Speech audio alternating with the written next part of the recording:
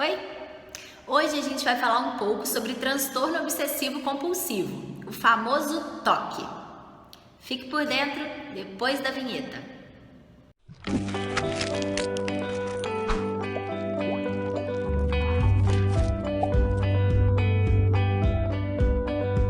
Na verdade, eu queria falar sobre um livro ótimo que eu acabei de ler e que eu super recomendo para quem se interessa pelo assunto, que é esse aqui, O Homem que Não Conseguia Parar. TOC e a história real de uma vida perdida em pensamentos, do inglês David Adam. Eu vou deixar o nome do livro na descrição para quem quiser dar um Google ou comprar. O autor, como eu falei, é o inglês David Adam e ele é editor científico da revista Nature. Eu tentei falar com ele para dar aqui um depoimento pra gente, mas não consegui. Uma pena, porque o livro é justamente escrito em primeira pessoa e conta a história do TOC de David, entre outros casos de TOC e pesquisa sobre o assunto. David é obcecado com a ideia de ser contaminado com o vírus HIV, o que desde 91 o leva a comportamentos compulsivos, como procurar vestígios de sangue em balanços de parquinho, maçanetas, guardanapos, telefones, evitar cumprimentar as pessoas, não dividir bebidas ou comidas com ninguém e ficar obcecado também com a ideia de ter passado a HIV ou contaminado a filha com HIV, sendo que ele não tem.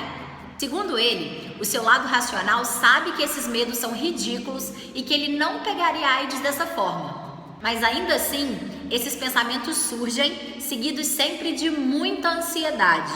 E é essa obsessão fora de controle que torna o TOC uma doença grave e incapacitante, e que prejudica a vida das pessoas de várias formas, em vários níveis.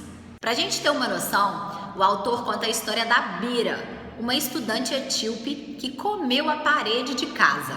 Segundo a menina, ela comia barro desde a infância, mas ela conta que o hábito piorou na adolescência e só podia ser o barro retirado da parede da casa dela. Bira passou a pensar naquela parede o tempo todo e descobriu que a única forma de aliviar essa obsessão era comendo uma parte.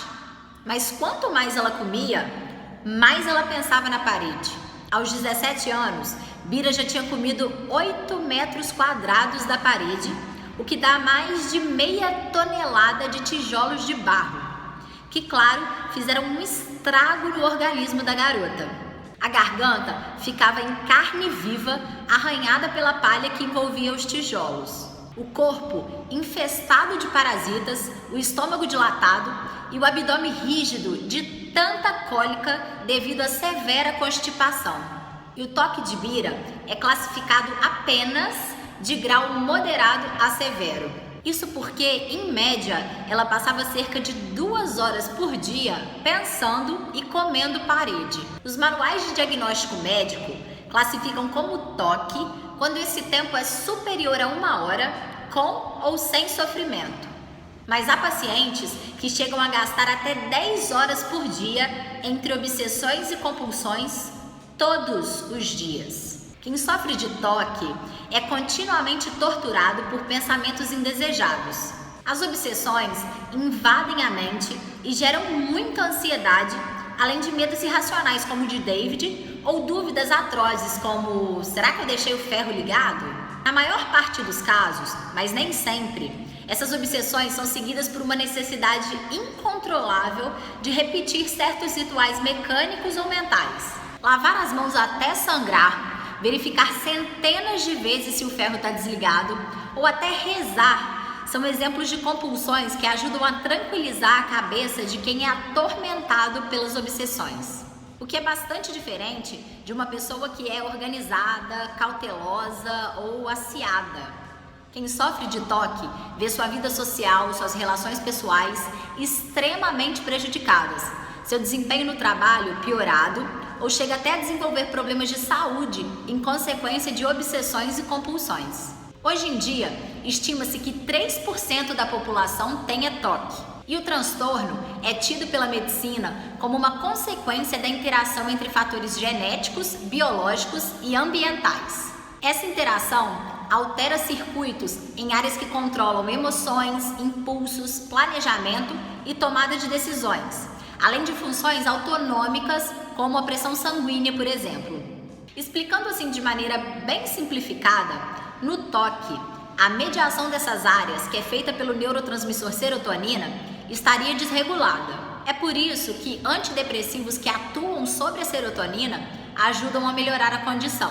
A terapia cognitivo-comportamental também é outra técnica que altera o funcionamento desses circuitos. E hoje já se tem até uma cirurgia experimental em que se usa radiação para alterar feixes de fibras nessas regiões afetadas. Entretanto, nenhum desses métodos é capaz de curar o toque.